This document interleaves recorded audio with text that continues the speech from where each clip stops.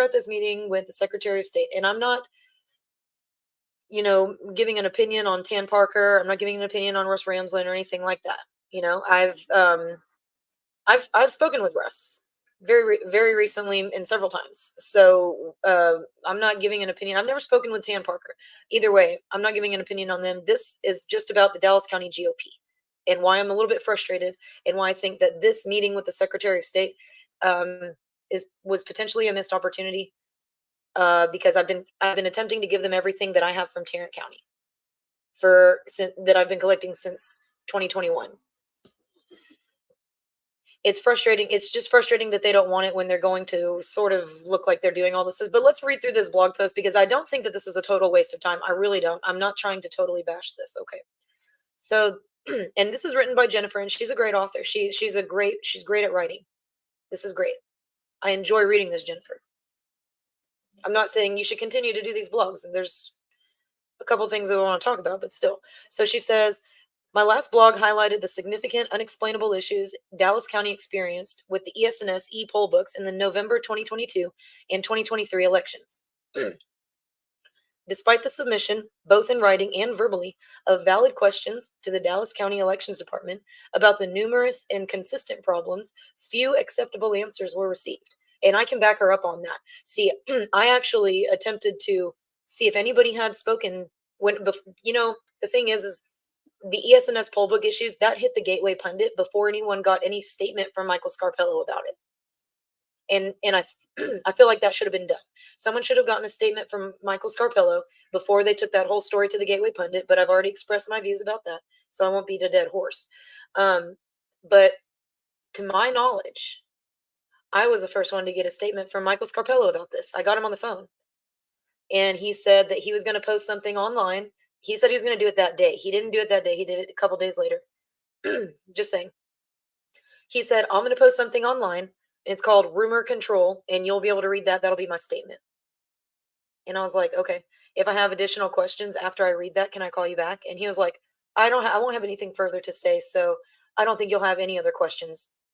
And I was like, but if I do, can I call you back? And he was like, basically, no, that's all I'm going to say is whatever I put on the website. I was like, all right.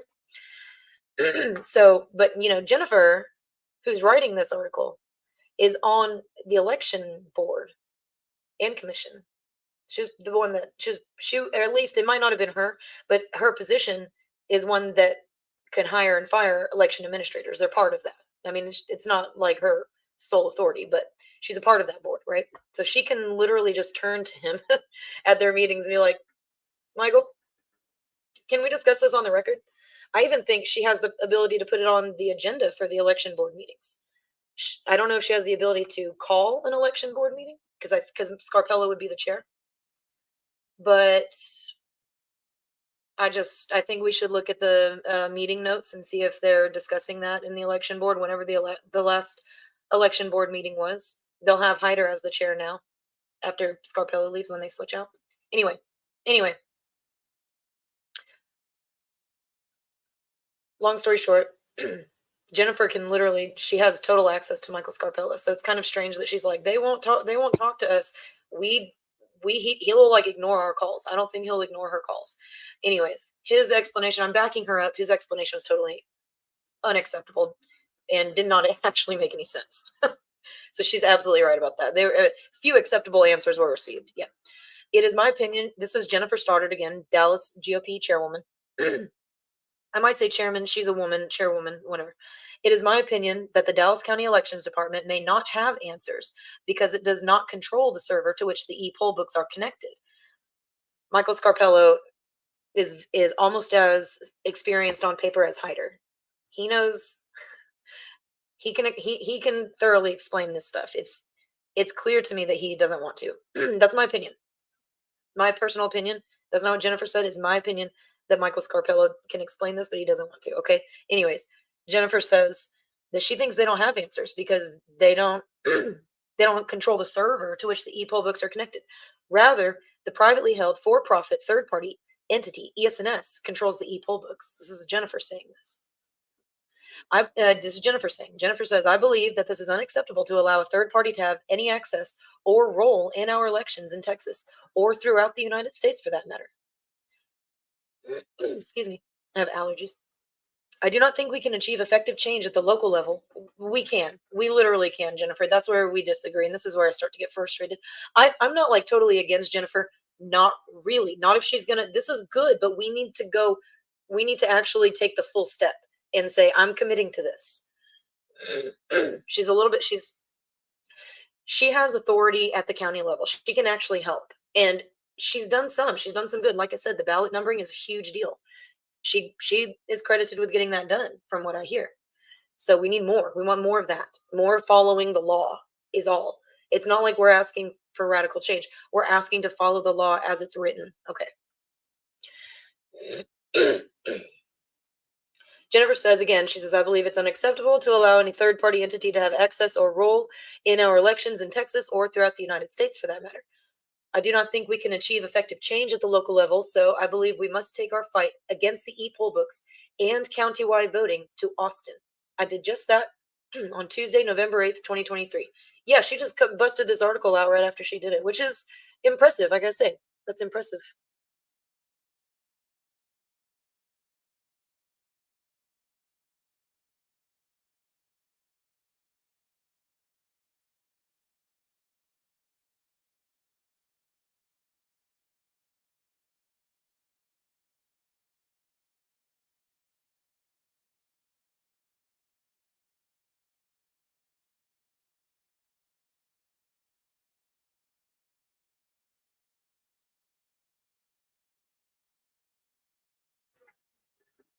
Oops, sorry about that.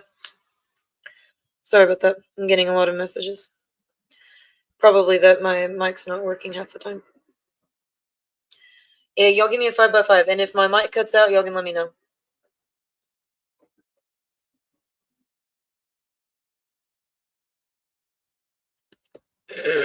All right. So basically, here she goes. This is them. This is the group that. Sorry about that. My microphone cut out for a minute. This is them. This is the group that went down there. She said she did it yesterday, and I'm impressed with her for writing this article right after she did it, because I believe this article was posted the same day. She says we met face to face with Secretary Nelson and her senior staff for well over an hour. The specific purpose of the visit was to discuss the e-poll book failures and or manipulation that Dallas County experienced in the November 2022 midterms and again in the November 2023 constitutional election. If y'all don't know about this, it's good that she's bringing this up. There's a way bigger picture issue that I would have liked for her to address at the SOS office, but it's good for her to bring this up because this is the issue that you heard about in the Gateway Pundit, where after the polls were closed, all of a sudden the check-in totals for those locations on the e-poll books seem to be shooting up. And like trained election judges were watching that happen. People who have worked elections before were watching that and being like, wait, what is that? And these people have to write those numbers down and account for all the totals on their logs. So they're writing they're like trying to write numbers down, and they're like, why is it changing? This is how they noticed it, right? It was right, before the polls closed, at the close of polls, and just after, the numbers were changing. And they got footage of it, they got pictures of it. So this is what she's talking about. She wanted to go, and it happened again. Obviously, it happened again in the November constitutional election, and people were like, "Sorry," people were like, "See, you see what I'm talking about?" So she went down there to talk about it. This is very important. Let's see what else they said. So this is good. I like what it's saying so far. It is just the beginning. This is where I'm at. It's just the beginning of an in-depth discussion about the vulnerability of machine voting. The goal is to set the path for elections in regionally combined precinct centers that have hand-counted paper ballots. That's good. I would have just asked her to add in ballots sorted by precinct. Because that's what the law says. Chapter 66 of the Texas Election Code, guys. Oh, sorry. Secretary of State is the chief election officer for the state of Texas. Yes, but however, she is. But there's a director of the elections department who is really like the main brain behind the elections side of it, because the SOS is the chief elections officer, but they I think there are other departments as well, but there is a chief election officer, and that currently is Christine Atkins, was just until recently was Keith Ingram. Jane Nelson did, to her credit, she switched him out. But she put Christine Adkins under there, who's his underling. So was it really a regime change? I don't know. Jennifer says, Dallas County GOP chair, she says, I'm not aware of any other such meeting directly with the Texas Secretary of State about election integrity in the last 5 years, since Texas made the mistake of changing over to the machine voting systems. Guys, this statement, I'm not trying to look, we didn't even have a Secretary of State for a minute. We didn't even have a Secretary of State like through most of COVID. Guys, there was not even one that was even appointed. Then John B. Scott, like at the end, what was it, at the end of 2021, was appointed by Abbott, right? But it was like temporary. He was never like confirmed, Senate confirmed. He was acting, just kind of filling in the role. Total figurehead. The whole time we didn't have a Secretary of State. Keith Ingram was the one that was issuing all of the orders. That's like understood. She's so far behind, but she's on the right track. But she's far behind, and her arguments could be reinforced, which is why I'm frustrated. And because I've been trying to give them information that I've documented so that when they would go, she should be going and meeting with the Secretary of State and talking about these issues, right? I'm not knocking her for doing this. I'm only saying we didn't even have a Secretary of State woman. It's not that, please, Jennifer, do you really think that nobody thought about going to the Secretary of State? Honestly, you think that didn't occur to anybody else? That we didn't even have one. And by the time John B. Scott was appointed, again, he wasn't even Senate confirmed then, but he did announce that he was going to do this audit. He asked for all this money to do this audit, right? So every time we called the Secretary of State's office, do you know what they told us? Jennifer, this is what I'm talking about, because you don't know, because you weren't there calling the Secretary of State's office trying to get this done, trying to understand what was going on, okay? Because you just jumped into this field, and that's fine. I like the direction you're going, but please, the whole acting like, oh, I haven't even heard of anybody going to the Secretary of State in the last 5 years. Jane Nelson was just appointed in this last session, right, just prior to this last session, was just appointed as Secretary of State. This last session, woman. We did not have one, so I don't like her taking the position of this. And so, anyways, that's why there was not a meeting with the Dallas County chair with the Secretary of State within the last 5 years. So don't even. It's just goofy to me. Since Texas made the mistake of changing over to the machine voting systems, this is where I'm at, guys. I took many affidavits from our loyal, hardworking Republican election judges, alternate judges, and clerks as evidence of the unreliability, malfunction, and lack of transparency and trust embodied by the e-poll books. So at least this is an accurate statement right here. I took many affidavits from our loyal, hardworking Republican election judges, alternate judges, and clerks as evidence, not poll watchers. At least she's being honest about not accepting evidence from poll watchers, because I have been trying to give it to them, and they have been like, whoop, whoop, poll watchers, because what we have is not that they want to go the easy route, and I understand that. Like, maybe it'll work. Maybe avoiding like the most serious mistakes and just going for the easy stuff will work. It's so lazy that it just might work. Okay. But anyways, so I'm not, it sounds like I'm bashing her. I'm glad that she had this meeting, but yeah, it's just, this is why I'm frustrated, but at least she's honest about this. And at least she is down there meeting with them. All the other county chairs, you need to step it up. All right. We'll see what Beau French will do. Beau French is actually meeting with us. That's the thing. So we'll see. Oop, I'm sorry, guys. She says, this is Jennifer again. This is where I'm at. In addition, I called numerous other county chairs to inquire about the function or lack thereof of the e-poll books in their counties, and to gauge whether or not those counties also desire to eliminate the e-poll books in countywide voting. Most of the county chairs I spoke to share our concerns and support the effort to end e-poll books in countywide voting. Specifically, including Dallas, I believe we can count on the support of Harris, Bexar, Tarrant, and Travis counties, 5 of the largest counties in the state of Texas. Excellent. Great work, Jennifer. I would like to get all of that put into writing. So, guys, based on this, and I'm calling right now, you guys that are watching, okay, I'm not sure however many it is currently, but however many it will be later, okay, I'm calling on all of you executive committee people in Dallas County. What's she named? Harris County, Bexar, Tarrant, Travis, okay, and Dallas. These are 5 counties. Okay, let's go. All you precinct chairs in Dallas, Harris, Bayer, Tarrant, and Travis. We need you to immediately draft resolutions in support of this, in support of all of these things that she's laid out here. Okay, let's get this going. Let's put it on the record, and in that resolution, make it a joint resolution. You know what I mean?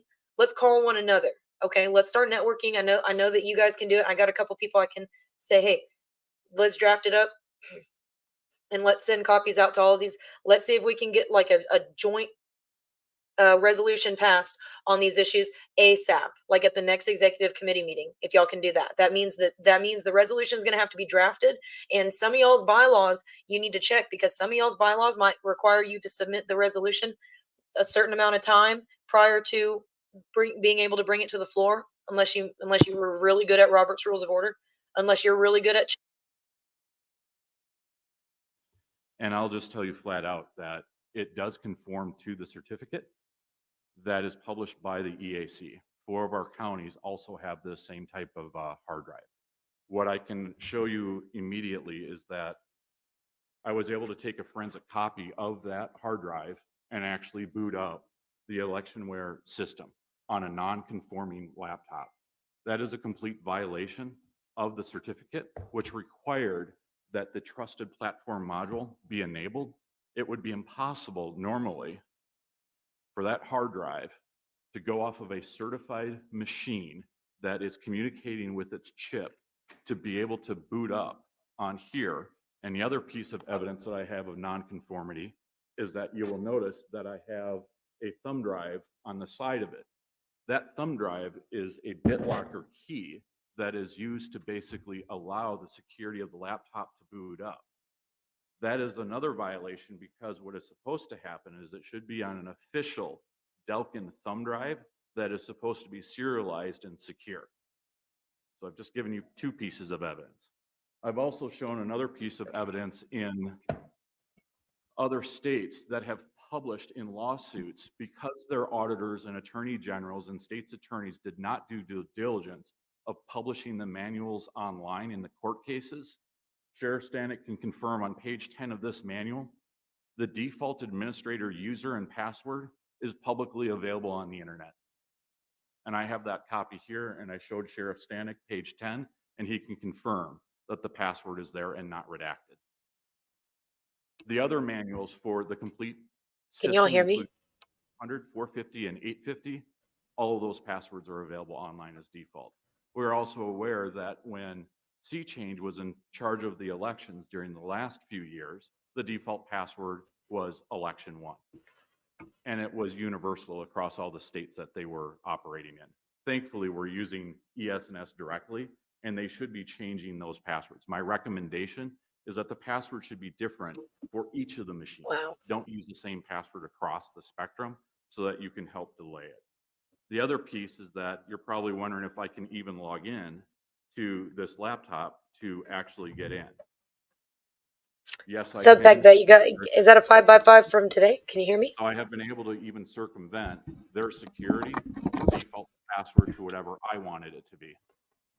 And there is the electionware software. And yes, now I have the ability to decrypt the thumb drives of this county and any Have other y'all seen county this footage across the from United South States Dakota? using electionware 6.1.1.1, so that we could view the cast vote records and ballot images.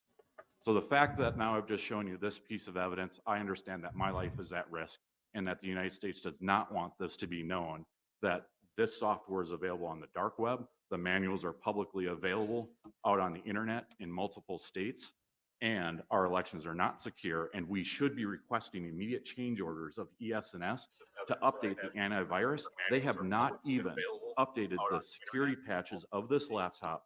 All right, thank you, Subpack Bet. I really appreciate that. Since March 29th, 2019. Did y'all catch this in my last stream? I'm really bad about announcing when I'm going to go live. But did y'all catch this in my last stream? The DS200s, 450s, and 850s have no antivirus on them whatsoever.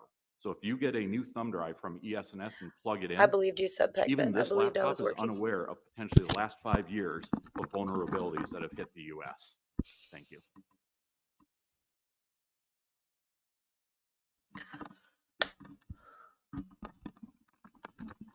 All right. I wanted to just kind of play this. Let me do something about this guy. Or secure. All right, guys.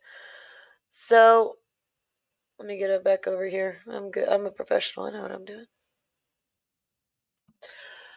I hope you guys have had a good and interesting weekend, and I hope that you, if you're in Texas, especially if you're in Tarrant County, that you had a good set of Senate district conventions. Okay. So I went to mine today, even though it was unfortunate because we had a little bit of a change up with the scheduling of the for parenting. So I had to leave partway through my Senate district convention and take my daughter to a birthday party.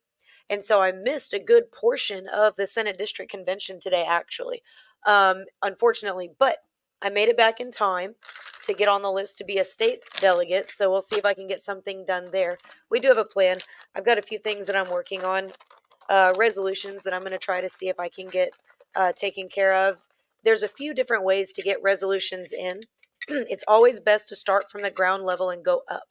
That gives you the best way to hone your um, resolutions, get the wording right, work on your arguments, work on your logic, and all of that stuff. So it's always best to start from the beginning. But every now and then, you got to you have a late entry. You know what I mean? But it was a RSD convention, SD9. It was managed by Ann Gebhardt.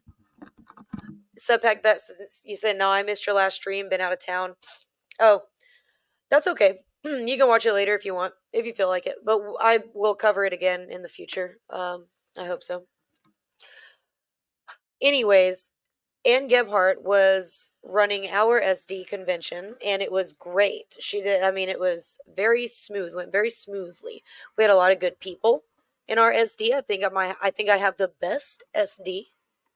Okay, maybe I'm biased, but I think I have the best SD in Tarrant County. So if you guys were a delegate, I'm not even a precinct chair, but you can still be a delegate for your convention. There's a certain amount of spaces available. You got to do the precinct convention, then the Senate district convention, then is like their SREC is doing some magic, and then we have the state convention coming up in May. We didn't. I feel like and I think we didn't have as much time to prepare for these conventions as we did the last biennium. Um, and I think someone finally explained that. I was like, why does everything feel rushed? And I don't have any time at all to do anything I want to do. But we still got some stuff through. Luckily, I was able to submit a lot of resolutions to the resolution committee. Mine from last biennium, which we'll go over here in a minute. And I was able to submit several resolutions from our current Republican Party vice chair, Dana Myers, who's running for the Republican Party chair, right? Who's currently Matt Rinaldi is our Republican Party of Texas chair. Dana Myers is the vice chair, and I spoke with her. We've spoken a few times. She is interested in all of the information available on election security. So she works with a lot of people. She collects a lot of information, and she's drafted her own resolutions. So she sent those over to me after we spoke, and so then I submitted those because this is what you can do with resolutions. If you have a resolution that is not yours, you just read this, you're like, hey, I read a resolution somewhere and I really liked it, and I'm a Republican. I want to get that resolution uh, in our Republican Party language.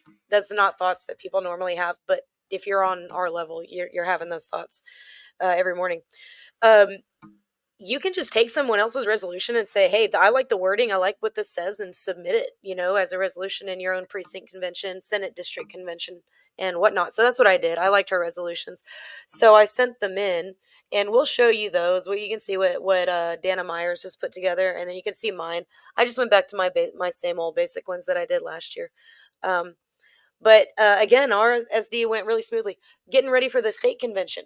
And listen here, rhinos, you're not going to be calling the question on every single one of our good resolutions, okay? Because we're going to stack the mic, okay? We know we got techniques now, okay? We saw what you did last time.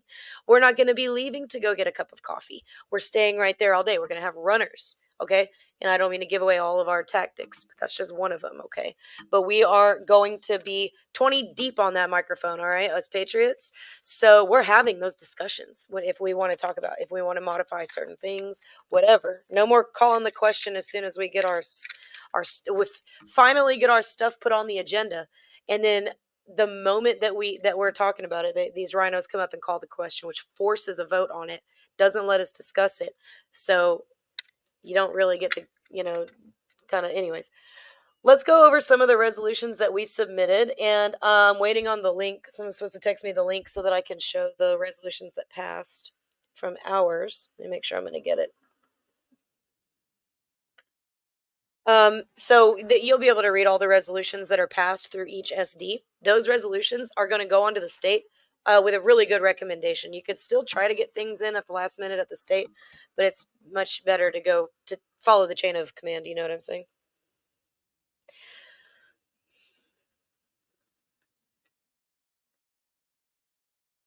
And if my phone goes off, sorry, I'm very popular lately. Sometimes no one calls me. Sometimes a lot of people call me. I think I have it on vibrate though. So basically, let's go over some of the. Let's see. We can go. This is it. These were the resolutions that Dana Myers shared. Let me see. Wait, let me see what everybody's talking about over on Pilled. Subpack vet. All right, there we go. I don't think I can get my Rumble chat over here, but then I don't think anyone's chatting on Rumble. Y'all feel free to chat on Rumble, Pilled, Boxhole. I can check all of them now. I'm watching all of them. Filter Dog. Wait, Filter Dog. Was that donation from today? If so, I thank you. Hi, Duppy. Are you here too? Duppy, Filter Dog, Subpack Vet. Who else is lurking over there in the shadows? Y'all speak up. It's really good to see you guys, and I apologize if I didn't notice that. Yeah, Duppy, guys, thank you for being here. Sorry, I never planned my live streams. All right, let's talk about this. These are Dr. Dana Myers' election integrity resolutions for the Republican Party of Texas. Hang on. I'm going to do a zoom. Maybe that's easier for y'all to see. Okay. I think y'all can read that. All right. So,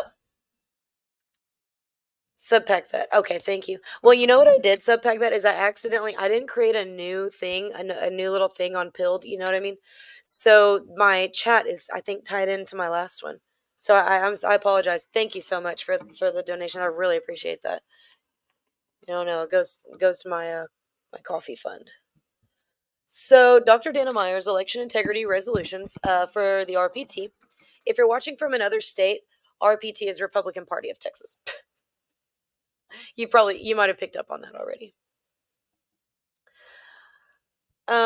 Attached are 17 winky, I'm just kidding, kind of, resolutions I believe will make a good start to improve the integrity of our Texas elections. Please feel free to share or edit these. We want to have free, fair, transparent elections, and your proposal may be just what we need. All right. So far, like Dr. Dana, look, she's got watermarked. So number 1, okay, this is one of her resolutions. She wants this passed through, okay? Prohibition of non-citizen voters. No person who is not a citizen of the United States of America may vote in any Texas election, including all county and municipal elections.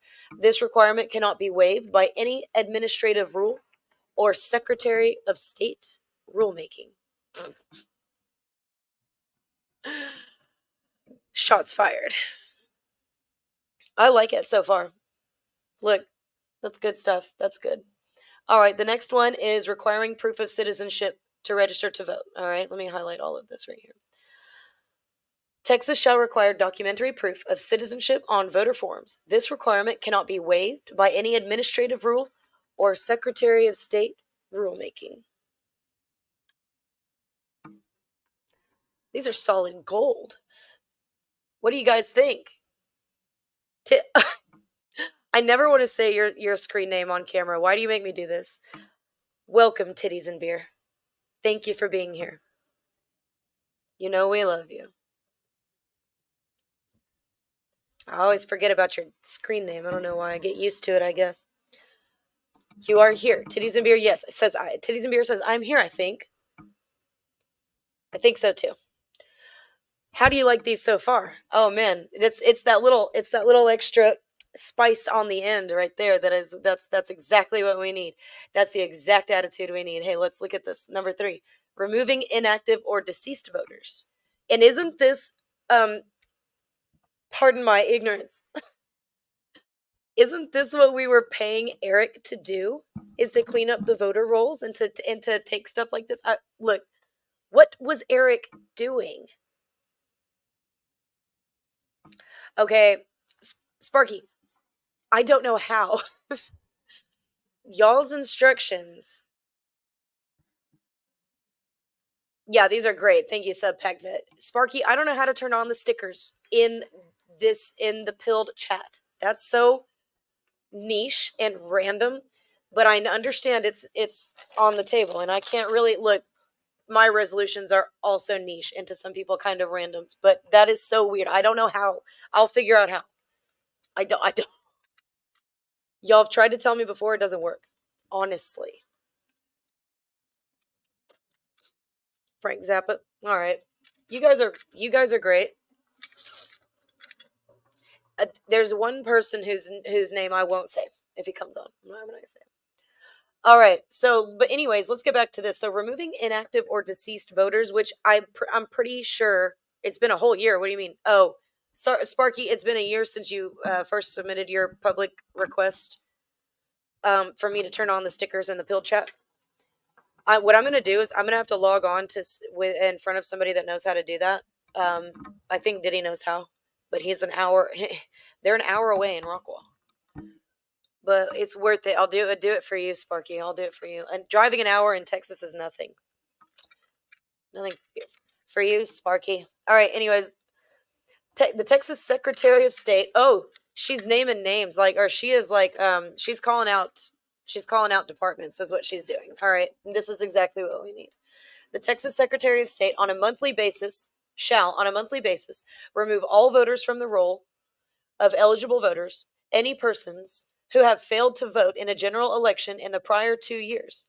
Such registrants shall be notified of their removal from the voter roll by U.S. mail sent to the last known address. Such registrants shall have the opportunity to re-register with their county elections office as provided by Texas law. This requirement cannot be waived by any administrative rule or Secretary of State rulemaking. Again, it's that last bit for me. That is sweet. That's exactly what we need, guys. That's exactly right. Okay. So this is not, so you know how the left is going to take this. They're going to say, oh, they're trying to delete people from the voter rolls, right? That's what they're trying to say. That's what they will be saying. They'll say they're just trying to delete people from the voter rolls. That's really not what we're doing, but what it is actually giving us the ability to make sure people are properly registered. You know what I mean? I know y'all know what I mean, but just to make sure that if this ever gets brought up and someone tells you, oh, that's part of that whole Republican initiative to, make it more difficult for people to vote. They can't even really identify which people it is we're supposedly targeting. We're just targeting people who aren't necessarily voting. In any elections for a while so that we can keep a more accurate track of who's registered where. And again, this is not to punish anybody. This is so honestly, this will be an automatic cleansing of our voter rolls every 2 years. You understand? Make sure that that's kind of the way that you're explaining this. No, this is just like an auto cleanse feature. You know what I mean? That's how I see it.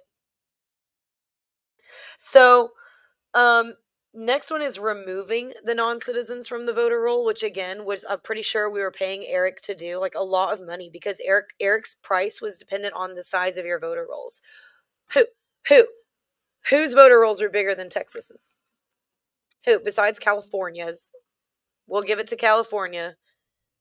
We'll give them that crown because theirs is all junked up with fake voters.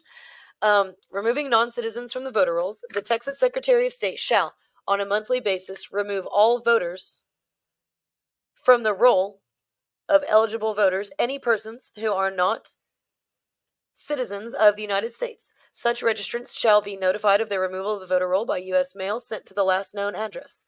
Such registrants shall so if they're there, they'll get the notification that they need to re-register. Okay, it's not like you're not. It's not like we're not letting anybody know. They are registered at that address, right? They do live there, right? Surely that's not a bullshit registration. Then they'll get the notification. Such registrants shall have the opportunity to re-register with their county elections office as provided by Texas law, after providing proof of citizenship. This requirement cannot be waived by any administrative rule or Secretary of State rulemaking. That's my favorite part.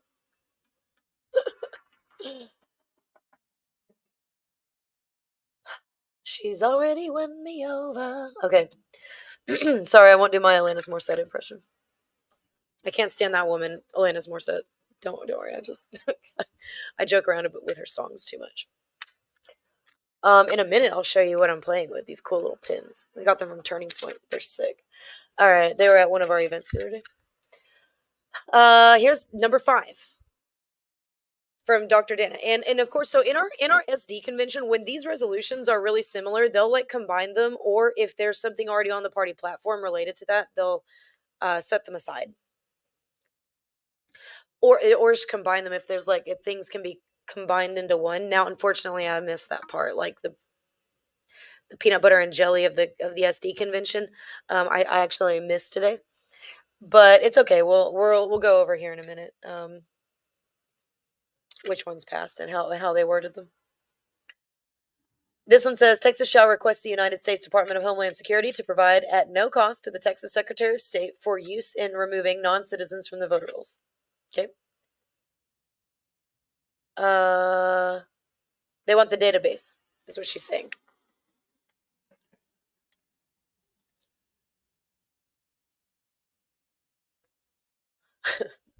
I think this is actually a really bold resolution, just because of what she's establishing at the very beginning.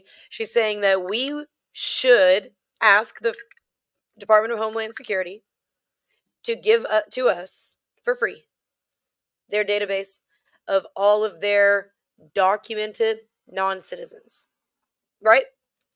Obviously, that's all they would have. They wouldn't have a list of undocumented non-citizens, would they? Give us that one too. If you have that list, give us that too. Because we gotta run it. We gotta run it against our rolls for free, for use. And she's putting it on the SOS, so you're gonna ask for it. You're gonna ask for it for free. And you're going to run that against our current rolls, and you're gonna come back and tell us how many you've removed. Okay, so that's kind of a bold one right here. I like number 5 a lot. It's pretty bold. Number 6, prohibition of ranked choice voting. Texas shall not permit the use of a system of ranked choice voting under which a voter ranks candidates or initiatives in the order of the voter's preference. Yeah, that's a no. That's a no. Let me tell you something that happened today, y'all. Let me tell you this. We had 3 people that I believe are infiltrators attend our SD convention and attempt to lobby for, on behalf of, ranked choice voting in my very own SD convention. Can you believe it? They got squashed. And then they were pointed out to me whenever I returned from the birthday party that I had to go to. I had to drop my daughter off at. And I confronted them. I said, "Hey, hi." I was polite. I know, don't believe everything you hear about me. I'm polite most of the time. It's just that people don't like. It's not like how I'm saying things. They don't really like what I'm saying, or that I'm saying it, especially that it's coming from me. But I was nice to them, and I was like, "Hey, were you guys one of the ones that was advocating to maybe include ranked choice voting in our party platform?" And he was like, "Yeah, they're saying, yeah, I just don't really understand why it's such a big deal. I don't know why y'all are so against it." And I was like, I mean, there's reasons why we're against it. There's entire reports written about it, and we've already had it. Is people I've never seen before. I've never seen these people before. And I'm like, we've had these discussions about ranked choice voting, and we have major concerns about the integrity of it, honestly. And they were like, well, and I was like, and honestly, it's not really going to happen, not in our party. Like, our party's, mostly most of the people are against ranked choice voting. Like, we're not about to adopt it. We're doing everything we can to ban it. And he was like, "Well, that's you. That's your opinion." And I was like, "Well, no, that's the party in general is the party's opinion. And if it's not outlined on the platform already, we're clearly trying to get it on the platform. So, like, why you're going against the tide, buddy?" And that's what I told him. I was like, "I mean, if it's okay if you're in favor of it, right? We're allowed to disagree, but you're on an island." So I told him, "You're on an island with that in this party, in this county." And he was like, "So he literally was like, so what?" I was like, "I'm just letting you know." Um, it's not really going to happen. And he was like, well, that's just you because, we are the party. This is what he was saying. Mind you, he's in a shirt. Is this him and his wife? This man's in a shirt that says like Jesus saves lives or something like that. And they, they look honestly like way casual for the convention. And that's coming from me, guys, they looked way casual. And his Jesus shirt was, honestly, it was a little on the nose. I was like, is this your impression of a conservative from Tarrant County? I was laughing. I was like, this is his impression of a conservative, Tarrant County conservative.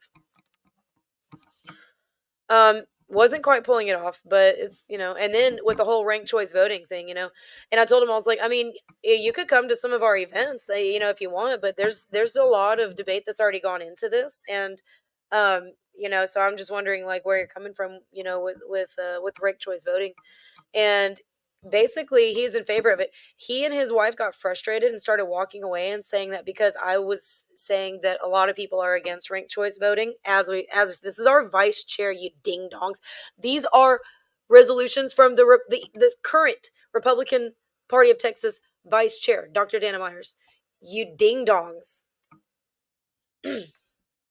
And he was like, you don't speak for the whole party. We're the party. We get to change the rules if we want. I was like, all right, buddy. And then they're like, honestly, this is what his wife was like. His wife was like, it's kind of like a Democrat thing for you to say that you speak for the whole party. I was like, that's rich because ranked choice voting is a Democrat thing, and also projection, which is what you're doing right now, is a Democrat thing. Also, walking into a room and not being able to read it to save your life is a Democrat thing. Like you glow like a cave worm. All right. And then so they walked out. They're frustrated. I flustered. I ruffled their feathers. Then a younger guy comes up, starts talking to me about it. He was like, and this guy was, I guess, trying to be smart. Everything I was saying, he goes, "Oh, that's interesting. That's interesting." Again, I've never seen this guy my whole life. He's also defending ranked choice voting and trying to convince me that most people in the Republican Party are actually libertarians. And I was like, no,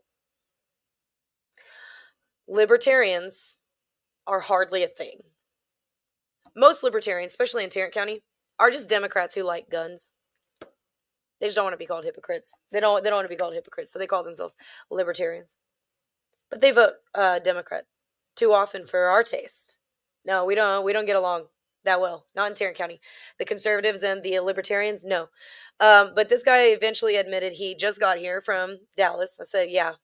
I'm also from Dallas. Like I it's obvious. Like you guys you need to do a lot more research before attempting to pass as a conservative in Tarrant County in our own SD conventions. Like you have a lot of catching up to do. Okay. And yeah, it might even be too late for you because you came with the ranked choice voting. Like you're like that's your first impression at our SD convention. I mean, it's giving infiltrator. And I let him know that as polite as I can. We see you. We see you. Calm down, sit down, learn a little bit about Tarrant County, Republican Party, and then I told him, read my reports on my website. They're free. They're there for free. You can read them at your leisure, and then maybe write a resolution or speak up about ranked choice voting. Not before. That's what we were doing. That's what we've been talking about. That's what I was talking about with these fools. And he he really was over here like, oh, that's interesting that you think that a lot of people are against ranked choice voting when a lot of my libertarian friends and blah blah blah blah, blah and I'm like, don't talk, don't talk to me about your libertarian friends. I have libertarian friends, and I know libertarians that are real libertarians, a few real ones. And they're oftentimes more, there's, you know what? The real libertarians are more constitutional than conservatives. But all these young people that are calling themselves libertarians but vote Democrat all the time, please. Also, um, get a candidate on the ballot if you really want people to take you seriously. Come on, get a real candidate on the ballot. What do y'all think? I mean, I'm sorry. I'm not trying to bash libertarians. It's just so easy. Yeah. So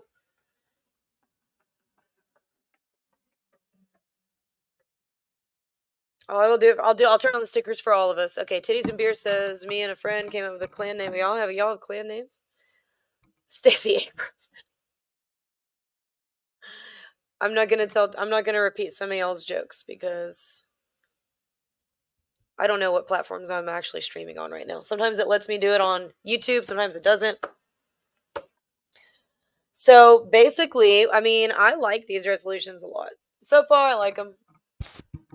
I really like that last little part that she's putting in there. Number 7, right here. Precinct voting on election day to improve integrity and transparency. Here's where I'm going to Here's where I'm going to say, you know what? This is not quite enough. We need in precinct voting all through early voting. I understand people are taking the position that you can't do in precinct voting all through early voting. You can't do. I don't know why you can't. They have all the same locations.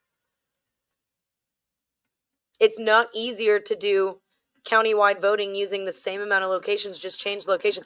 Keep the location for the in-precinct voting for election day. Use that through early voting. I mean, is it me? I feel like I'm taking crazy pills here. You just vote in precinct. You just put the location in the precinct. In Dallas County, for example, they still have all of their in-precinct polling locations and they're still using them. They just say you can vote anywhere you want, but they still have all those locations there. No, just limit it to the precinct voting. What the heck? You know what I'm saying? Like what? And so this one I disagree with Dr. Dana Myers. I think this needs to not be limited to election day. This needs to be all through early voting as well. Precinct voting. All right. Number 8, limiting early voting period. Texas shall limit the early voting period to no more than 4 days prior to and contiguous to election day. This requirement cannot be waived by any administrative rule or Secretary of State rulemaking.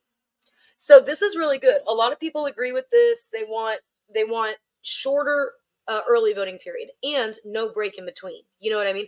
That's what she means by contiguous. So basically, 4 days before actual election day is, I think that's what this is saying right here.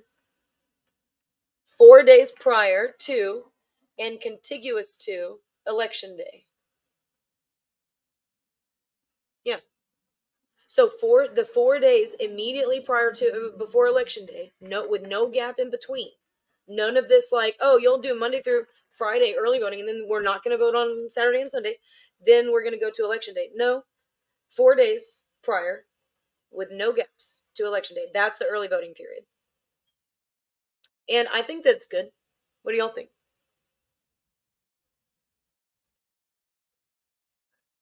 The gap was concerning to a lot of people. That's why she put that in there, and I like that. She's listened because this gap was, a lot of people were like, can we just close at least can we close the gap? You know, because there's several reasons for that. Number 9, and a lot of you probably maybe already know about it. Number 9 is no last minute voter registration. This is really big, and you see this all over. You see this like in every single state. Last minute voter registration is what this is called. No person shall be eligible to vote in any election held in Texas by any government authority unless they are duly registered to vote not less than 30 days prior to that election.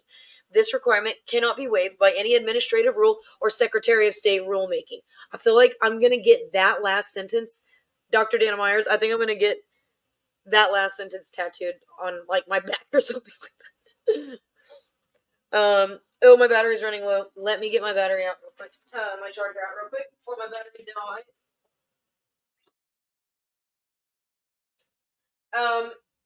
I love that provision so much. I really think that it's great. Honestly, I think it's great.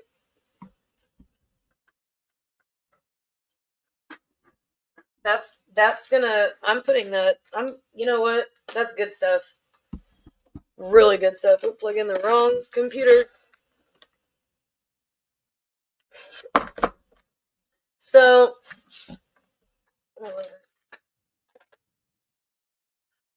sorry, I had to plug in my computer.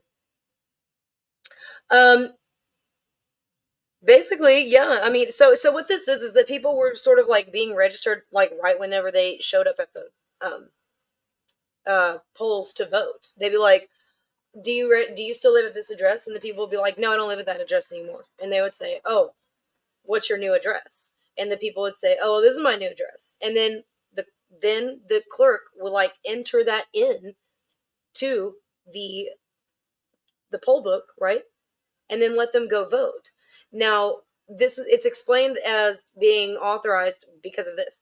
They're allowed to vote on their previous ballot style, not on their new ballot style. But that's effectively like a same day change of registration. It just doesn't manifest in allowing them to vote on the new ballot. This is somebody who, get this in this example, someone has already, "Hey, Melindy. Oh, I just noticed you over on Rumble. I'm so sorry. I wasn't even looking over at the Rumble chat. Melindy, Mailman Sam. Hey, how are you guys? Hey, Melindy, what's up? Howdy, howdy. Thank you for the live. Looking forward to the replay." Why do so many people forget that there are way more decades of the voting process without all the complications of today? Right, Melindy? They're acting like they don't remember. We just got these machines in 2019. Well, no, not all of them. Some of them right after that. But still, it really wasn't that long ago. I know COVID did a number on us. I know COVID felt like it was a million years, right? Melindy says 4 days, no gaps is enough. Yeah, that's quite enough, isn't it? I think so too. I think it's good. Looks good to me, right? What was I talking about? Oh yeah, the last minute voter registration. So yeah, basically, so you can change your address whenever you show up. These are people who would be like previously registered in the county, showing up and saying, "No, we'll have a different address," but they're not able to vote on their new address ballot style. That's what Hyder explained to me. Um, as far as people registering for the first time at a polling location, I have not seen that. Like, say they just came to Dallas and they show up to vote and they try to register, then I've not seen, and then be like, "No, I was not previously registered in Tarrant County." Um, I have not seen that. If you have seen that, please let me know. You can send me an email. You can send it anonymously if you want, or you can send an anonymous message on my website, takingbacktexas.org, and let me know if you saw anything like that, and give me some information about it, and I can try to follow up on what that might have been. Okay, how that might have happened. But this is good. We don't really want anyone even like necessarily changing their stuff at the polling location. I don't think that should be what's happening. Not that there's something immoral about it necessarily, but I think that we need to have all of that stuff zipped up and these kind of basically be like a hard copy on when it's time to be voting. It shouldn't be a living document on our voter list while during the course of an election. We should be operating off of a document that's non-changing. You know what I mean? I know you know what I mean. The voter roll for the duration of a given election should be a frozen snapshot. This is it. These are the only people that are allowed to vote right now. I understand there's a little bit of a discrepancy because of the early voting thing. No, eliminate that. 30 days prior to the first day of early voting. That's what I would change about some of this stuff. 30 days prior to the first day of early voting, everything needs to be taken care of. Because at that point, they need to lock down the voter registration list for the duration of that election. That shit should not be treated. I understand it's a living document in real life, like outside of an election. That should be a separate thing. What's programmed and logged into those election machines needs to be a frozen snapshot, not the living document.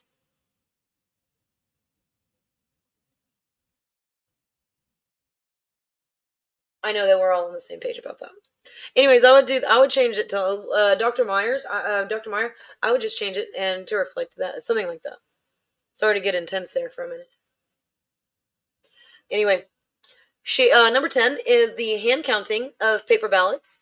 The Texas Secretary of State shall commission an analysis by an independent committee to assess the feasibility and cost of moving to a hand count paper ballot only system for elections. The committee shall be composed of one member nominated by the Secretary of State to serve as an ex officio non-voting member, two members nominated by the governor, one of whom shall serve as chairman of the committee, one member nominated by the lieutenant governor, one member nominated by the Speaker of the House, and one member to be nominated by each party whose candidate received over 500,000 votes in the gubernatorial election immediately preceding the formation of the committee. This is standard. This is standard language in a few settings. The committee shall have sufficient budget for the task, may seek testimony from the public and subject matter experts, and will submit a report within 120 days of the first meeting, which shall be held no later than 30 days after the start of the regular legislative session following implementation of this act. The committee shall be subject to the Open Meetings Act.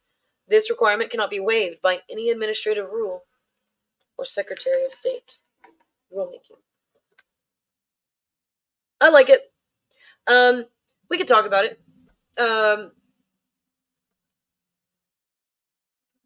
Now's the time to talk about it, though. So if we have anything like this that has passed through our SD, and I'm still waiting on the link, if you will send it to me, if you're watching. He's probably not, but still. We'll find out what all passed through. If this kind of language passed through our SD convention or any other SD convention, then we'll make sure to champion this down at the state. Make sure try to get something like this passed through. Okay, I like it, and we will debate it in the week prior to the actual days of the convention.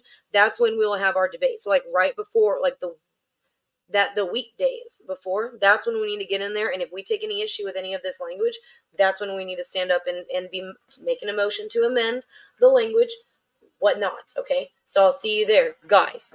If you're a delegate and you're watching this and you like this, okay, here we go. Number 11 is paper ballots and election auditing. Texas Secretary of State shall require every jurisdiction to use sequentially numbered paper ballots. Oh, Dana. Dr. Meyer, I adore you. This is good. Texas Secretary of State shall require every jurisdiction to use sequentially numbered paper ballots for all elections. Paper ballots shall be retained for no less than 5 years, and certified copies or digital images shall be made available for public review at a nominal cost for paper copies or free of charge for digital copies.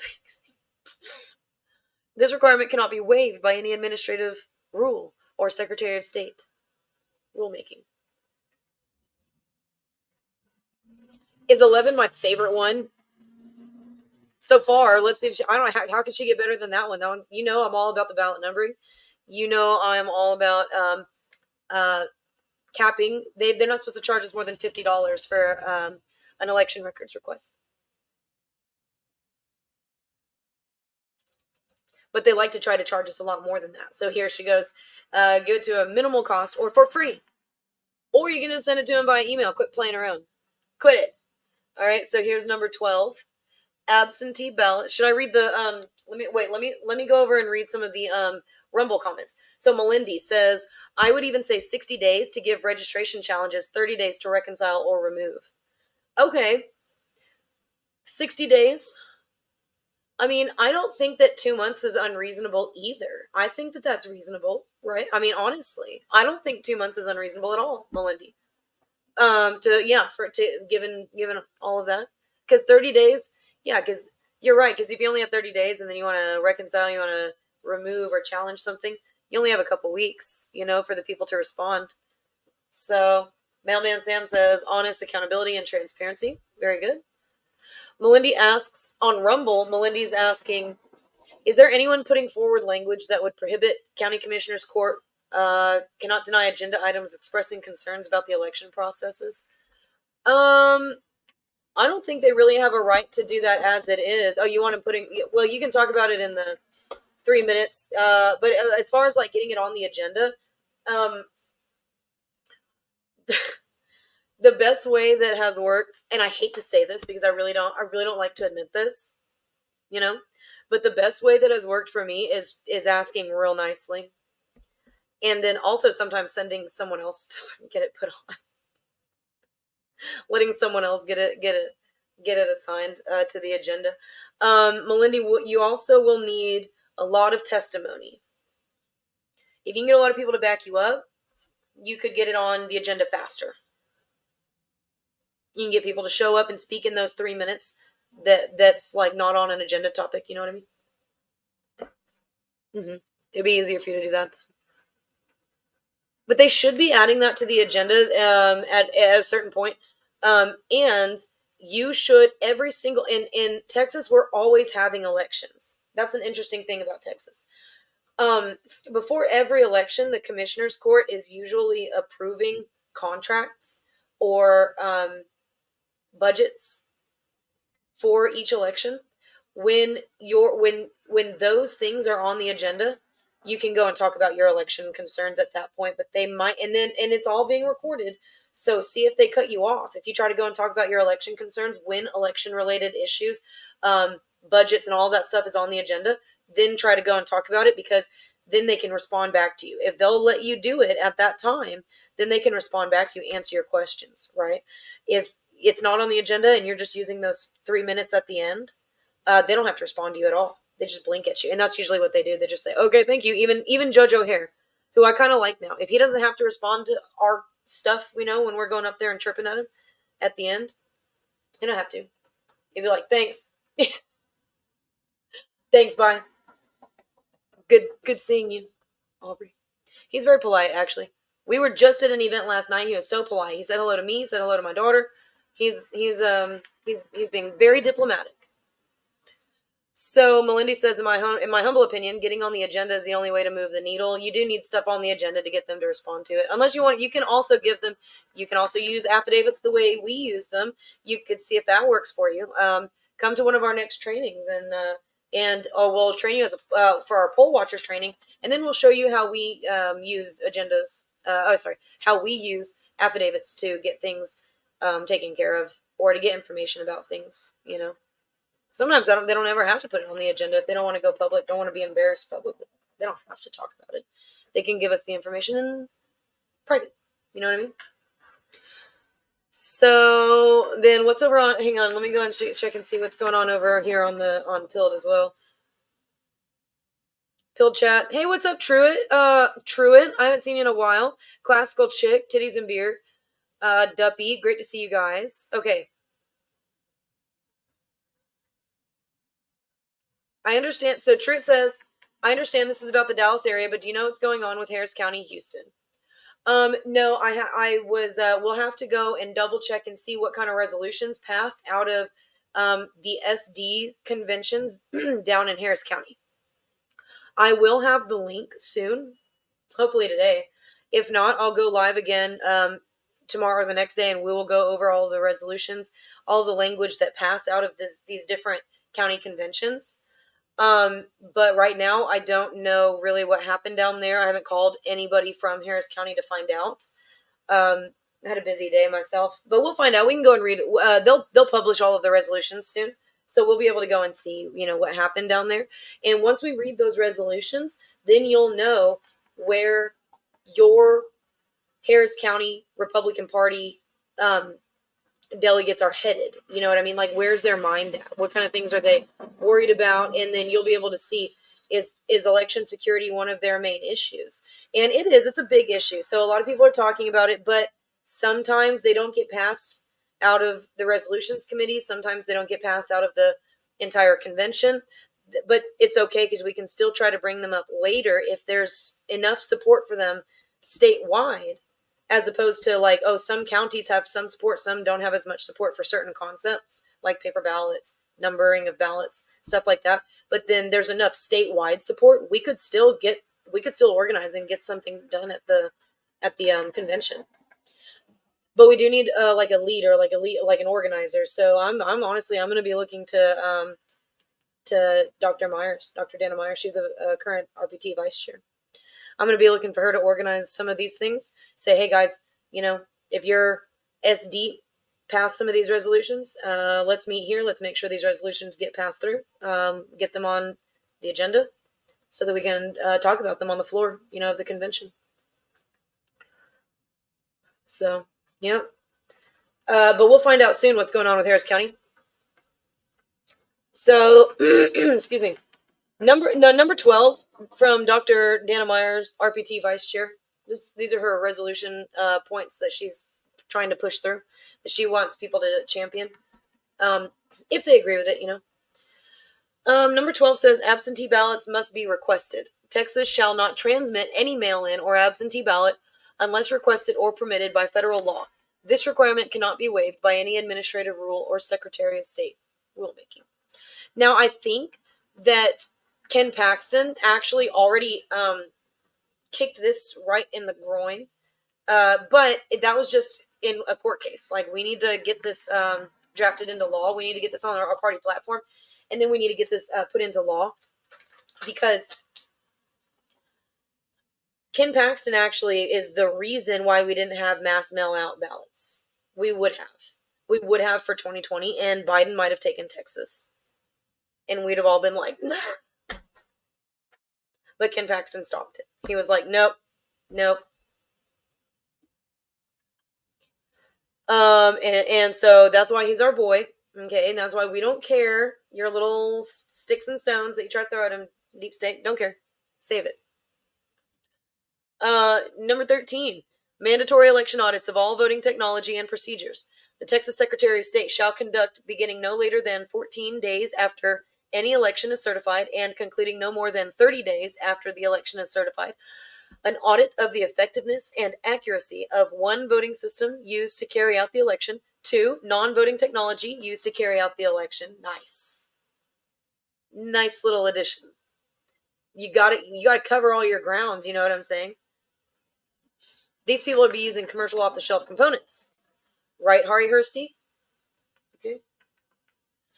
3, pre-election procedures, including an examination of compliance with established procedures for voter registration and voter list maintenance. 4, election procedures for compliance with voter check-in procedures, voting, vote tabulation, and canvassing. And 5, absentee and other mail ballot processing procedures, including processes to verify voter identity, post-election processes, and procedures for recounts and canvassing, as well as any post-election procedures upon which the outcome depends.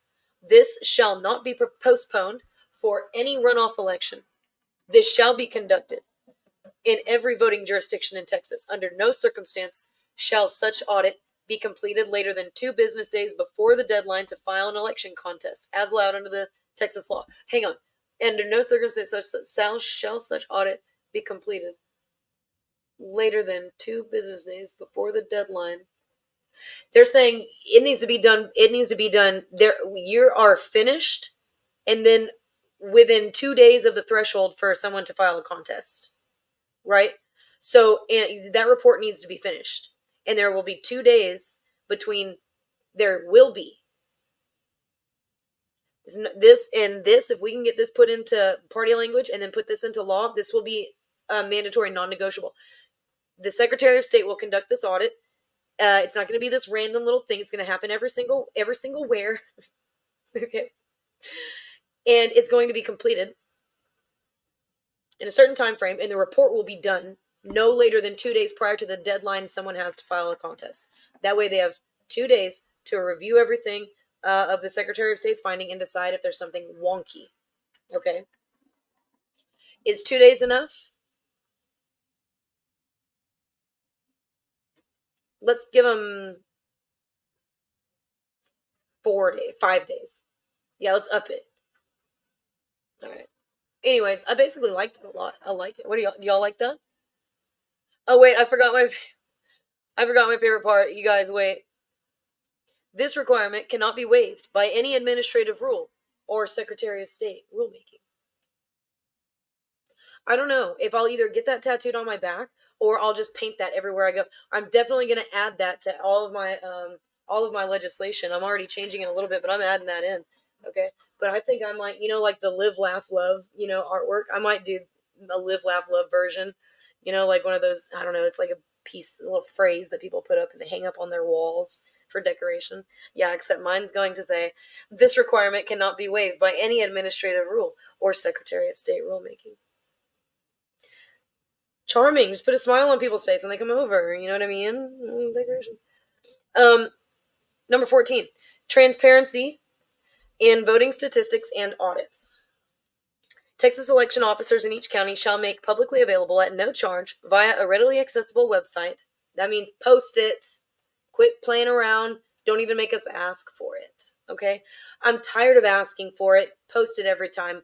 As soon as you're done with it, post it, is what this says. Texas election officers in each county shall make publicly available at no charge via a readily accessible website 1. The number of ballots delivered by mail. 2. The number of ballots requested by mail.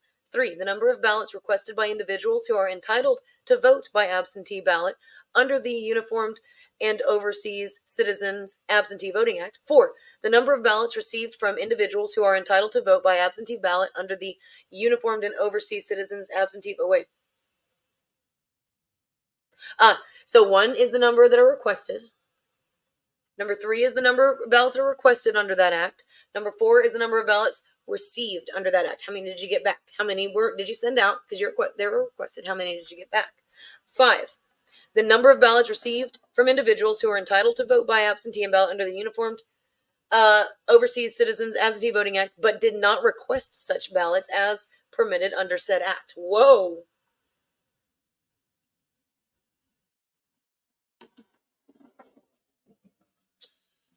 This is an interesting provision right here. What? Hang on a second. This begs the question that maybe that they have that happening where they were receiving mail-in ballots from our soldiers who never asked for one. Hang on, because that's what this kind of suggests. 5. The number of ballots received from individuals who are entitled to vote by absentee ballot under the Uniformed and Overseas Citizens Absentee Voting Act, but did not request such ballots as permitted under said act.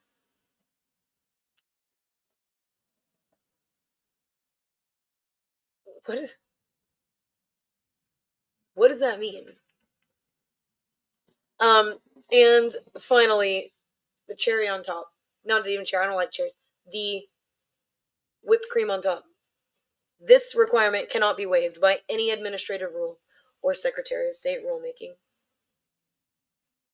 That's my favorite, and you know it. You know it. We can be sassy about that. We can be as sassy as we want about that, okay? Because y'all have wasted so much time in the Secretary of State's office. Y'all upset us, the people. You upset the people. Number 15. Prohibition of non-citizen election workers. Texas shall prohibit non-citizens from working in any election office. California, someone send a copy of this to California, to San Francisco in particular. So, or serving on any election associated committee.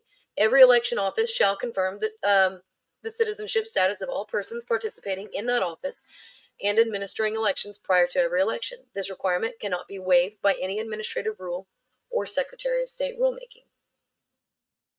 What do you think about that? Did y'all hear about that girl, that woman in San Francisco? She's not even, I don't even think she's an American citizen. She doesn't speak English. She's like CCP. Did y'all hear about that? And she's been appointed to run this part of the San Francisco Elections Board. Something like that. I don't remember her exact title. We could look it up. Other people have covered it, though. I like to cover things that not everybody's covering, right? Okay. Number 16. Explaining changes in the election results and the voter rolls. The Texas Secretary of State shall provide a statement on its elections website explaining any change in the state voter roll and election results from the prior week's roll or results. This is, I don't know if we can get them to do that, but they should be able to do this. I think they should do this. This is good. This statement shall be readily accessible and provide, in lay terms, the reason for every change. This requirement cannot be waived by any administrative rule or Secretary of State rulemaking. I also might do a rap or like some sort of like house song, like techno beat song, and then we're gonna add those words in there. Like that one guy, he put out that song. It's so funny. It's called "I'll Just Have a Sprite." It's about going to the club and not drinking alcohol. I'll just have a Sprite. It's good. It's surprisingly good.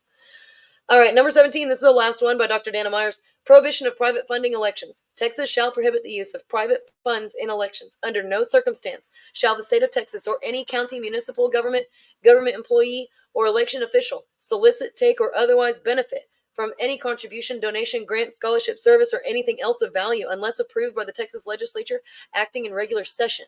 This requirement cannot be waived by any administrative rule or Secretary of State rulemaking. I like it. That bans CTCL funds. That bans, which are like Zuckerbucks.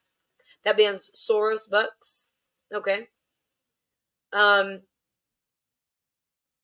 have half a mind to ban federal funds too. What do you think? Do you think we should also ban federal funds in Texas elections while we're at it? Because that's kind of what's they've incentivized uh computerized election systems by saying, hey, we'll give you money if you want to adopt them. Melindy over on Rumble says, does Dr. Myers have a website? Yeah, I think so. So it's Dr. Dana Myers. Her husband's name is John Spires, right? And her name is Dana. Let me scroll up. Myers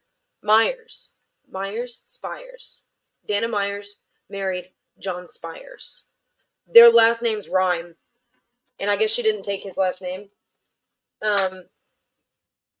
But she is the current Republican Party of Texas vice chair. She's already established. She's busy. She's doing a lot of stuff, but she has taken the time to map these out. So I knew I had spoken with her multiple times. I know she's spoken with a few other people. So I reached out to her and she sent me these, and so I submitted them for our SD convention.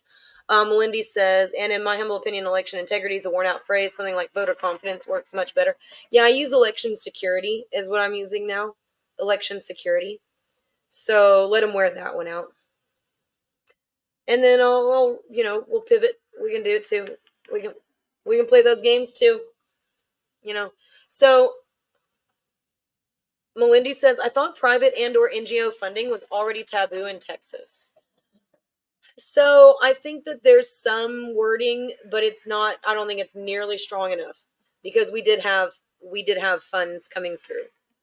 Weird things, and we need to make sure that the funds we need to be very careful with how our elections are being funded or incentivized in any way. So I think there is some sort of language related to that. I think you're right. I don't remember what it is though. We gotta find it. Later. Yeah. Mailman Sam says, absolutely ban federal funds. That's what I'm saying. Like, I I might call Dr. Dana Myers and ask her what she thinks about honestly banning federal funding.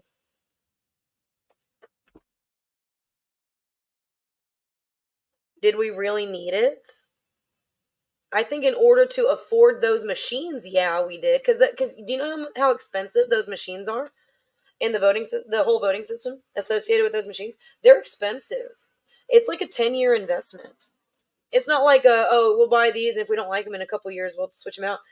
No, it's like a whole 10-year plan and they're expensive, which is a big reason why it's not easy to just go through and just get rid of them. The counties have paid for them. They're paid for. It's like we're bought in. But there are ways to limit and I need to send this over. To Clint, actually. There are ways to limit, and we've discussed this myself, a couple other precinct chairs that are really involved in the elections as well. I won't say their names here because I don't know if they're still mad at me. But we've actually come up with a really decent way to use the system that we have, but bind it, limit it, You know what I mean? To actually comply with the law. There's a way to do it. We could do it. These are my resolutions. I only have like 3. Mine, this is the same one from last year. This is a resolution to demand adherence to Texas election codes under due penalty. So I say, whereas, this is mine. Let me see if I zoom in on it so you can read. Let me do a zoomy. You can see that now, right? Okay.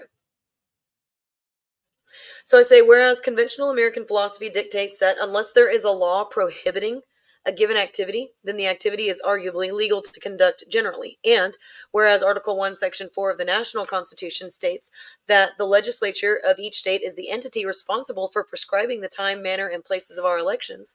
And whereas Article 6, Section 2C of the Constitution of the Great State of Texas states that the practice of free suffrage shall be protected under due penalties from all undue influence in our elections, naming possible examples as bribery, power, tumult, or other improper practice. And whereas Keith Ingram from the Texas Secretary of State's Elections Department has issued advisory codes and even less formal opinions to county election officials, which effectively waive or circumvent Texas election codes, which were drafted, debated, and passed through state legislature.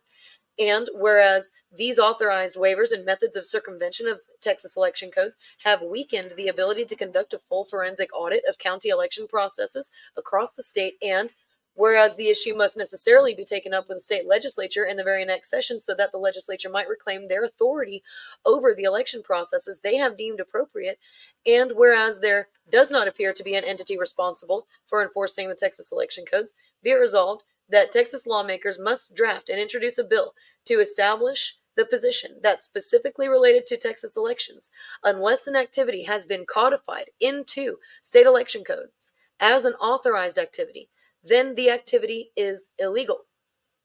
The legislature is the only constitutionally ordained entity holding authority over our state election processes, and any changes to our state election processes must be passed through this entity. That's my resolution. One of them.